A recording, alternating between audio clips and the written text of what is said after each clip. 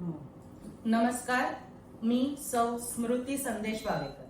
SR. Dalvi foundation मध्ये आपल्या सगळ्यांचे खूप खूप मनापासून स्वागत. SR. Dalvi foundation education and environment या दोन गोष्टींवर खूप मोठं काम उभं करत आहे. आज जर आपल्या सगळ्यांसमोर कोणता प्रश्न असेल तर तो आहे कचरा व्यवस्थापनाचा. आपण आपल्या घरातही पाहिलं तर 80% कचरा हा ओला कचरा असतो आणि आपण सगळेच जण या ओल्या कचऱ्याचं कंपोस्ट खत करू इच्छितो, पण अत्यंत सोपी साधी पद्धत आपल्याला माहित नसते. आज आम्ही अगदी सुरुवातीपासून तुम्हाला सांगणार आहोत की कंपोस्ट बास्केट कसं तयार करायचं आणि त्यानंतर कंपोस्ट खत कसं तयार करायचं. चला तर मग पाहूया आपण की आपण कंपोस्ट बास्केट कसं तयार करू शकतो.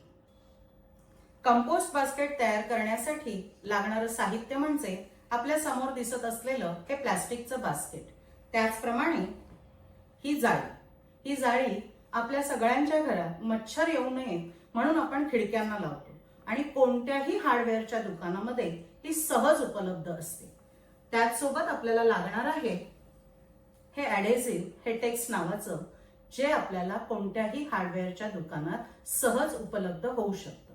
चला तर मग पाहूया आपण घरच्या घरी कंपोस्ट बास्केट कसं तयार करायचं. मी आमंत्रित करते माझे सहकारी प्रभात यांना. आपण ही जाळी कंपोस्ट बास्केटच्या आकाराची कापून घेणार आहोत. आपण पाहू शकता कंपोस्ट बास्केटच्या एका बाजूला आपण आता ही जाळी लावून घेत आहोत. आपलं जे ॲडहेसिव्ह आहे हेटेक्स, याने आपण कंपोस्ट बास्केटला ही जाळी अगदी व्यवस्थित लावून घ्यायची आहे. वरच्या बाजूने तसेच खालच्या बाजूने ॲडहेसिव्ह लावून ही जाळी आपल्याला संपूर्ण कंपोस्ट बास्केटला चिकटवून घ्यायची आहे. आपण पाहू शकता ही क्रिया अतिशय सोपी आहे. कंपोस्ट बास्केटचा हा जो जाळीदार भाग आहे याला कुठेही ॲडहेसिव्ह लावण्याची गरज नाही. केवळ आपण वरील बाजूस तसेच खालील बाजूस ॲडहेसिव्ह लावून ही जाळी व्यवस्थितरित्या चिकटवून घेऊ शकतो. आपण पाहू शकता ही क्रिया अतिशय सोपी आहे. कुणीही घरच्या घरी हे कंपोस्ट बास्केट अगदी सहज पद्धतीने करू शकतो. पाहूया आपण पाहू शकता अगदी व्यवस्थितरित्या हे चिकटलेलं आहे आणि याच पद्धतीने आपण खालील बाजूस ॲडहेसिव्ह लावून ही जाळी पूर्ण कंपोस्ट बास्केटला त्याचप्रमाणे या झाकणाला सुद्धा लावून घ्यायची आहे. संपूर्ण बास्केटला जाळी लावून झाली की झालं तयार आपलं कंपोस्ट बास्केट आणि आपण कचरा व्यवस्थापनासाठी अगदी तयार. कंपोस्ट बास्केट आपलं तयार आहे आणि आता आपण शिकणार आहोत कंपोस्ट खत घरच्या घरी सोप्या पद्धतीने कसं करायचं ते. सर्वात प्रथम आपण जाणून घेऊया की कंपोस्ट खतासाठी महत्वाचं साहित्य काय आहे. सर्वात आधी आपल्याला 1 किलो कल्चर घ्यायचं आहे. हे कल्चर सुद्धा तुम्हाला कोणत्याही नर्सरीत सहज मिळू शकते.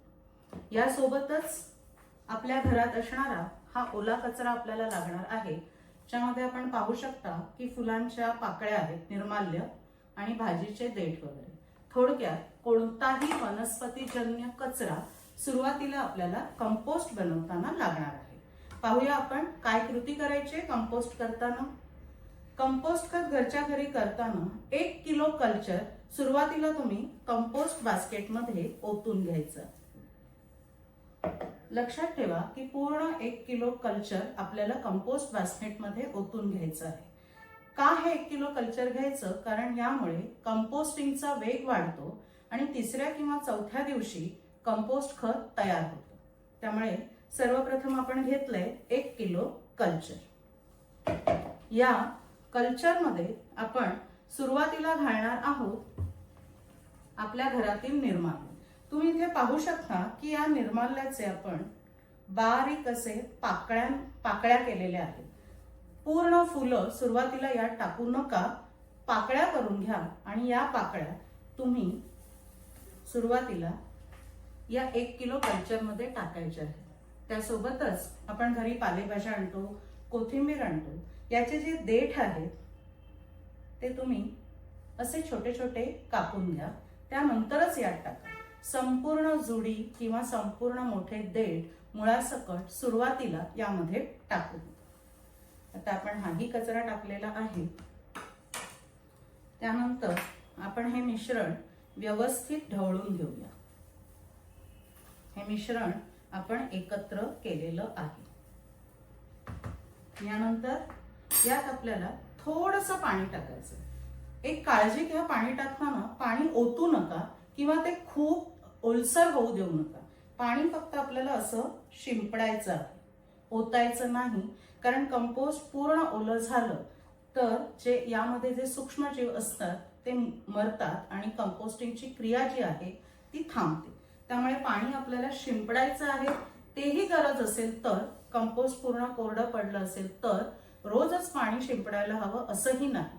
तसंच पावसाळ्यामध्ये पाणी शिंपडू नका.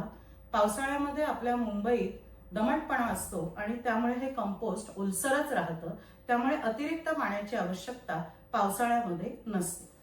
यानंतर आपण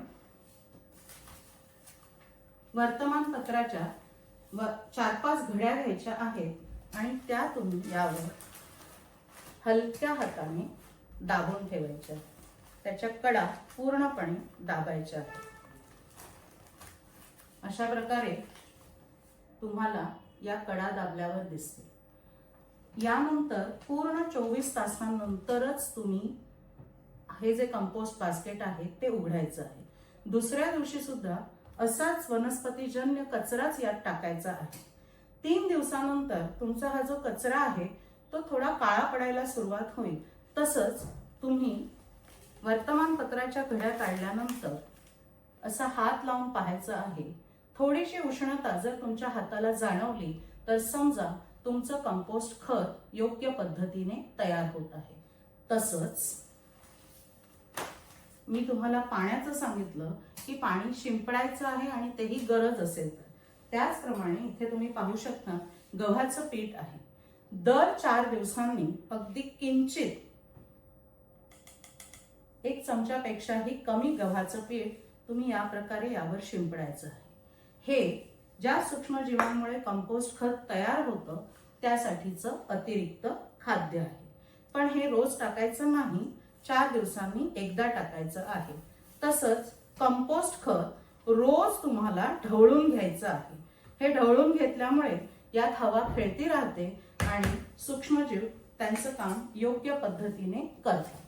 3 ते 4 दिवसांनी तुमचं कंपोस्ट खत तयार होईल हे ओळखायचं कसं तर तुमच्या यात टाकलेल्या कचऱ्याचा रंग काळा पडू लागतो आणि तुमच्या हाताला उष्णता जाणवते.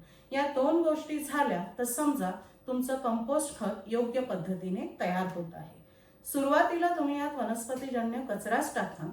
शक्यतो घरातल्या कंपोस्ट खत बनवताना मटणाची हाडे, अंड्याची कवचे, माशांचे काटे, खारकेसारख्या कठीण बिया, अक्रोड सारख्या फळांची टरफलं हे टाकू नये. कारण हे सर्व कुजण्यासाठी जास्त कालावधी लागतो. कधी कधी काय होतं, कंपोस्ट खतामध्ये पांढऱ्या रंगाच्या अळ्या होतात किंवा चिलटांचा त्रास वाढतो.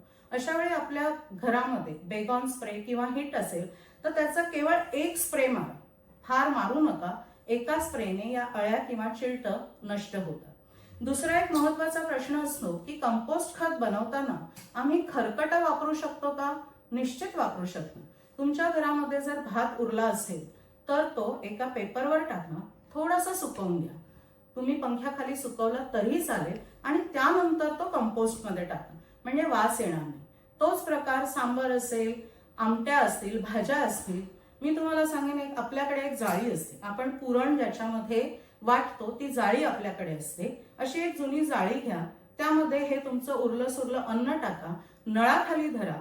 त्यातला मसाल्याचा तेलाचा पूर्ण तवंग निघून जातो आणि हे थोडंसं सुकवून घ्या 4-5 तास. पंख्याखाली सुकवलं तरी चालेल.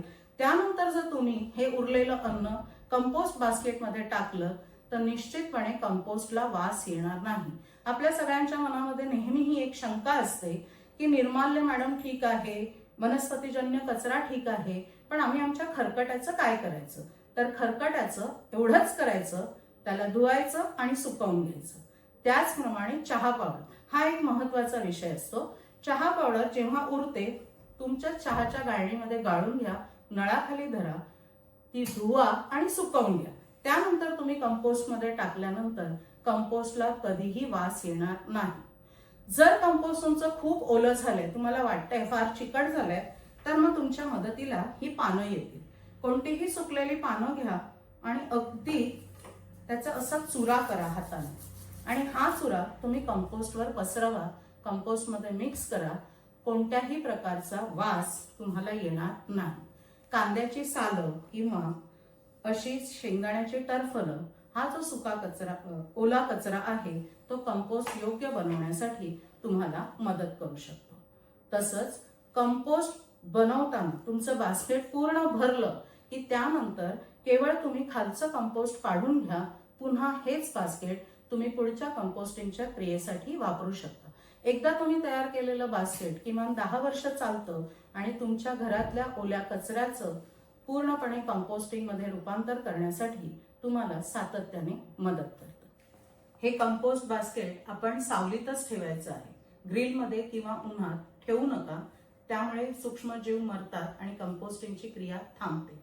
तसंच तुमचं कंपोस्ट खत तयार झालं, पूर्ण बास्केट भरल्यानंतर तुम्ही हे खाली कंपोस्ट खत काढणार आहात, ते लगेचच तुम्ही तुमच्या कुंड्यांमध्ये बागेमध्ये वापरू शकता. आणि जास्त प्रमाणात तयार होत असेल तर तुम्ही तुमच्या मित्रमैत्रिणींना ते विकूही शकता. आणि मी तर माझ्या सगळ्या मैत्रिणींना नक्कीच सांगेन की तुम्ही संक्रांतीचा वाण म्हणून सुद्धा हे कंपोस्ट खत देऊ शकता आणि आपले सगळे सण पर्यावरण स्नेही करू शकता. धन्यवाद.